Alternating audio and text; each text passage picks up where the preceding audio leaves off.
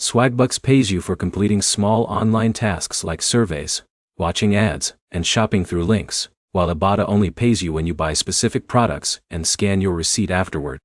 That difference changes everything, because Swagbucks rewards time spent online, while Ibotta rewards actual shopping behavior.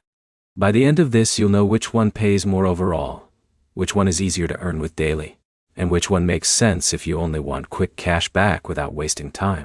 Start with Swagbucks because it has more ways to earn, but also more variation in payout. Swagbucks works by giving you points for tasks like surveys, searching the web, playing games, or signing up for offers. Those points can be converted into gift cards or PayPal cash. The important detail is that not all tasks pay equally, so your earnings depend heavily on what you choose to do. Ibotta works in a much narrower way. You open the app, select offers from supported stores, shop normally, and then scan your receipt. If your purchase matches the offer, you get cash back added to your account. It doesn't matter how long you spend in the app, only what you buy. Now compare real earning behavior. Swagbucks tends to reward consistent daily activity. People who only do short surveys or casual tasks usually see smaller results, while users who stack multiple tasks like surveys plus shopping offers see higher returns over time. The trade-off is time spent versus payout size. Ibotta is more predictable.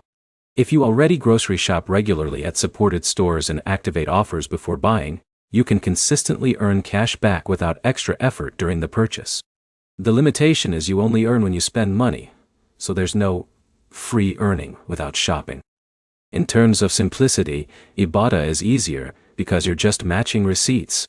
Swagbucks requires more decision-making because you're constantly choosing tasks, and some of them are not worth the time unless you pick carefully.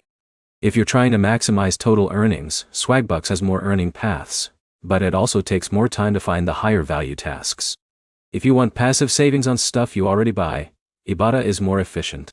To wrap it up, Swagbucks pays more if you actively use multiple earning methods, while Ibotta pays more consistently for everyday shopping habits. The next step is simple. Choose Swagbucks if you want flexible online earning options, or choose Ibotta if your goal is saving money on groceries you already buy. If you want more direct comparisons like this, like the video, and subscribe for clear breakdowns that help you pick the right money apps.